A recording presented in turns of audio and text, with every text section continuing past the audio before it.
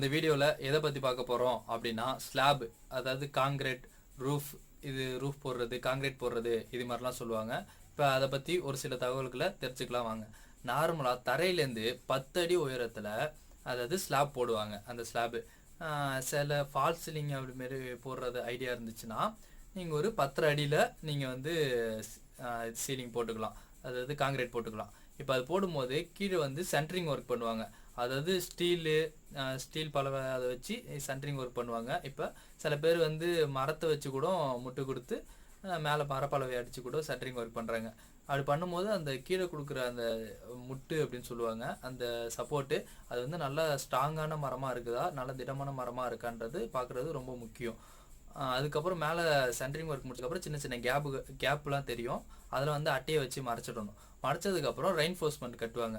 அப்படி ரெயின்ஃபோர்ஸ்மெண்ட் கட்டும்போது இப்போ நீங்கள் ரெயின்ஃபோர்ஸ்மெண்ட்னா FE 415, FE 500, FE 550 இந்த மாதிரிலாம் கேள்விப்பட்டிருப்பீங்க. இது வந்து அந்த 550 500 அப்படின்னு சொல்கிறதுலாம் வந்து அதோட ஸ்ட்ரென்த்து, அதாவது டென்சைல் ஸ்ட்ரென்த்து. இப்படி இழுக்கும்போது அதோட டென்சைல் ஸ்ட்ரென்த்து எவ்வளோ நீளத்துக்கு வருது அப்படின்றத குறிக்கிறது தான் அதோட ஸ்ட்ரென்த்து, அதாவது 550 500 அப்படின்னு சொல்கிறதுலாம். அதுக்கப்புறம் என்னென்னா அது வந்து ISI முத்திரை பெற்றிருக்கா, அப்புறம் TMT ராடா அப்படின்றதையும் பார்த்து. TMTனா ஒன்றும் இல்லை, தெர்மோ மெக்கானிக்கலி ட்ரீட்டடு ராடு அப்படின்னு சொல்லுவாங்க. அதை பார்த்து அந்தமாரி ராடுன்னு சொல்லுவாங்க. அதுக்கப்புறம் வந்து நீங்கள் FE 500D அப்படின்ற ராடு அப்படின்றதையும் கேள்விப்பட்டிருப்பீங்க. அந்த டீன்றது டக்டிலிட்டியை குறிக்கும். அதுக்கப்புறம் என்னென்னா இந்த ரெயின்ஃபோர்ஸ்மெண்ட் போட்டதுக்கப்புறம் பைப்லைன் கனெக்ஷனு, எலக்ட்ரிஷியன் வந்து பைப்லைன்லாம் கனெக்ஷன் கொடுத்துப்பாங்க, அவங்களுக்கு தேவையான இடத்துலலாம் கனெக்ஷன் கொடுத்துருவாங்க. அதுக்கப்புறம் என்னென்னா அந்த காங்கிரீட்டோட திக்னஸ் வந்து 5 இன்ச்சு தான் காங்கிரீட் வந்து போடுவாங்க. அதோட திக்னஸ் வந்து 5 இன்ச்சு தான் நார்மலாக காங்கிரீட் வந்து போடுறாங்க. அதுக்கப்புறம் நீங்கள் தெரிஞ்சுக்க வேண்டியது என்னென்னா, அப்படி காங்கிரீட் போடும்போது OPC வந்து பயன்படுத்துறது ரொம்ப நல்லது. PPC விட OPC கொஞ்சம் ஸ்ட்ரென்த்து நல்லாயிருக்கும், காங்கிரீட்டுக்கு பயன்படுத்துறது ரொம்ப நல்லது. அப்படி போடும்போது காங்கிரீட் போட்டதுக்கப்புறம் அப்படி போடும்போது நீங்கள் மணல், ஜல்லி இதெல்லாம் வந்து நீங்கள் முன்னாடியே தண்ணியை ஊற்றி லைட்டாக நனைச்சி வச்சுக்கிறது ரொம்ப நல்லது. காங்கிரீட் போடுறதுக்கு முன்னாடி, அதில் மிக்ஸ் பண்ணுறதுக்கு முன்னாடி நனைச்சி வைக்கிறது ரொம்ப நல்லது. அதுக்கப்புறம் நீங்கள் சிமெண்ட் யூஸ் பண்ணுறீங்க, சிமெண்ட் வந்து அதில் தண்ணி ஆட் பண்ணோம்ல, அதுக்கு ஒரு ரேஷியோ சொல்கிறாங்க. வாட்டர் சிமெண்ட் ரேஷியோ வந்து 0.5% அப்படின்னு சொல்கிறாங்க. அதாவது ஒரு சிமெண்ட் மூட்டை வந்து 50 kg, அப்போ 50 kgனா அந்த ஃபுல் மூட்டைக்கு நீங்கள் எவ்வளோ தண்ணி யூஸ் பண்ணணும்னா 0.5% அப்படின்னா 25 litre. 1 litre equal to 1 kg அப்படின்னு சொல்லுவாங்க, 1 கிலோ அப்படின்னு சொல்லுவாங்க. ஸோ அந்த 50 மூட்டை சிமெண்ட்டுக்கு நீங்கள் 25 லிட்டர் தண்ணியை பயன்படுத்தணும். அதுக்கப்புறம் அதை வச்சு நீங்கள் காங்கிரீட் போட்டதுக்கப்புறம் ஒரு 2 மணி நேரம் இல்லை 2 hours இல்லை 3 hours 3 மணி நேரம் பிறகு நீங்கள் அந்த போட்டது மேலே நீங்கள் தண்ணி வந்து ஸ்ப்ரே பண்ணி விடணும். ஏன்னா இனிஷியல் செட்டிங் டைம் அப்படின்னும் போது அதில் இருக்கிற பார்ட்டிக்கல் அப்படிலாம் வந்து ஸ்டார்டிங்கில் வந்து பாண்டிங் நடக்கும், ஒட்டும் போது ஒரு ஹீட்டை வந்து ப்ரொடியூஸ் பண்ணும். அப்படி ப்ரொடியூஸ் பண்ணும்போது அதில் சின்ன சின்ன கிராக்கெலாம் உள்ள வாய்ப்பு இருக்குது, சின்ன சின்னதாக கிராக்கு தெரிய வாய்ப்புகள் இருக்குது. அதனால் நீங்கள் வாட்டர் ஸ்ப்ரே பண்ணி விட்டிங்கன்னா அந்த கிராக்கை வந்து நீங்கள் அவாய்ட் பண்ணிடலாம் அப்படின்னு சொல்கிறாங்க. அதுக்கப்புறம் காங்கிரீட் போட்டதுக்கப்புறம் சுற்றி வந்து பாத்தி கட்டுறது அப்படின்னு சொல்லுவாங்க. அதுமாரி கட்டிட்டு 21 நாள் நீங்கள் வந்து அதை க்யூரிங் பண்ணணும்.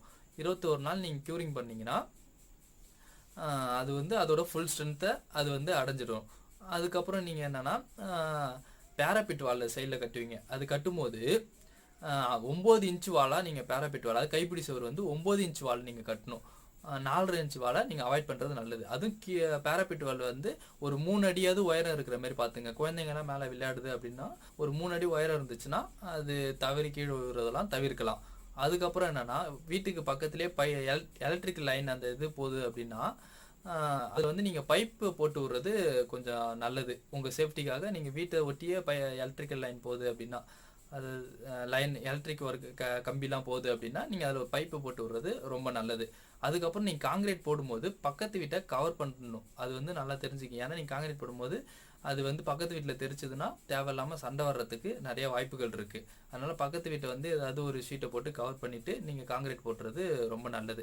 அதுக்கப்புறம் சங்கன் ஸ்லாப் அப்படின்னு ஒன்று சொல்கிறாங்க. அப்படின்னா என்னென்னா, மாடியில் நீங்கள் ஃபஸ்ட் ஃப்ளோரில் வந்து ஒரு வீடு பாத்ரூம் கட்ட போகிறீங்க அப்படின்னீங்கன்னா அந்த பாத்ரூம் வர்ற இடத்துல கீழே வந்து கொஞ்சம் இறக்கி போடுவாங்க காங்கிரீட்டை, நார்மல் லெவல்லேருந்து கொஞ்சம் இறக்கி போடுவாங்க. அப்படி போடும்போது நீங்கள் பாத்ரூம் உள்ள போகிறீங்கன்னா அந்த தர லெவலுக்கும் பாத்ரூம் லெவலும் ஒன்றா இருக்கும். இல்லை நீங்கள் நார்மல் காங்கிரீட் லெவலுக்கே போட்டிங்க, ரூஃப் லெவலுக்கே போட்டிங்க அப்படின்னும் போது நீங்கள் பாத்ரூம் உள்ளே போகும்போது ஒரு அடி நீங்கள் மேலே ஏறி போகிற மாதிரி அப்படி இருக்கும். அதுக்கப்புறம் நீங்கள் வந்து காங்கிரீட் போட்ட உடனே நீங்கள் மேலே வந்து பேராபெட் வால் கட்டுறதுக்கு பிரிக்கை வந்து எடுத்துகிட்டு வந்து உடனே நீங்கள் ஒரு குவியலாக வந்து கொட்டி வைக்கக்கூடாது. அப்படி ஒரு 10 நாள் கழித்து நீங்கள் பிரிக்கை மேலே ஏற்றுறது ரொம்ப நல்லது. அப்படி இருக்கும்போது அதுவும் ஒரே இடத்துல கும்பலாக கொட்டி வைக்காமல் கொஞ்சம் ஸ்ப்ரெட் பண்ணி வைக்கிறது ரொம்ப நல்லது அப்படின்னு சொல்கிறாங்க. அப்புறம் சென்ட்ரிங் ஒர்க் ரிமூவ் பண்ணதுக்கப்புறம் அந்த ரூஃபில் வந்து நீங்கள் கோடு போட்டு விடுறது ரொம்ப நல்லது. அதுக்கப்புறம் நீங்கள் பூச்சி வேலை பண்ணிங்கன்னா அது வந்து பாண்டிங் வந்து நல்லா ஒட்டிக்கும், நல்லா கொஞ்சம் ஸ்ட்ராங்காக ஒட்டிக்கும் அப்படின்னு சொல்கிறாங்க. இப்போ வந்து காங்கிரீட் போடும்போது வந்து ஒரு M20 கிரேடு தான் இப்போ காமனாக யூஸ் பண்ணுறாங்க. M20 கிரேட்னா ஒன்றும் இல்லை, 1:1.5:3 அப்படின்னு சொல்லுவாங்க. 1 பாண்டு சிமெண்ட்டுனா 1.5 பாண்டு மணல், 3 பாண்டு ஜல்லி, இதை வச்சு இதை மிக்ஸ் பண்ணி போடுறது தான் இப்போ காமனாக யூஸ் பண்ணுறது. இதுக்கு முன்னாடி M15 யூஸ் பண்ணிட்டு இருந்தாங்க. இப்போ இதே வந்து M20லே வந்து 1 பாண்டு மணல், 1 பாண்டு சிமெண்ட்டு, 2 பாண்டு மணல், 4 பாண்டு ஜல்லி கூட பயன்படுத்துகிறாங்க நிறைய பேர். அதுக்கப்புறம் நீங்கள் பேராபெட் வால், அதாவது கைப்பிடி சுவரில் வந்து பந்தல் வளையம் வச்சு கட்டுறத கொஞ்சம் பார்த்துக்குங்க. அது வந்து உங்களுக்கு பின்னாடி இப்போ ஏதாவது ஃபங்க்ஷனுக்குன்னா டென்ட்டு அதுமாரி போடுறதுக்கு ரொம்ப பயனுள்ளதாக இருக்கும். அதுக்கப்புறம் நீங்கள் போடுற காங்கிரீட்டை வந்து க்யூப் டெஸ்ட் பண்ணலாம், எவ்வளோ ஸ்ட்ரென்த் இருக்கும் அப்படின்னு.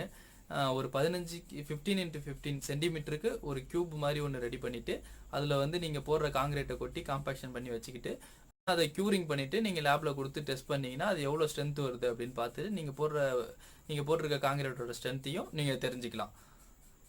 ஓகேவா? இப்போ இந்த வீடியோ வந்து உங்களுக்கு ரொம்ப யூஸ்ஃபுல்லாக இருந்திருக்கும் அப்படின்னு நினைக்கிறேன். இந்த வீடியோ உங்களுக்கு பிடிச்சிருந்ததுன்னா லைக் பண்ணுங்கள், ஷேர் பண்ணுங்கள், மறக்காமல் சப்ஸ்கிரைப் பண்ணுங்கள். தேங்க்யூ.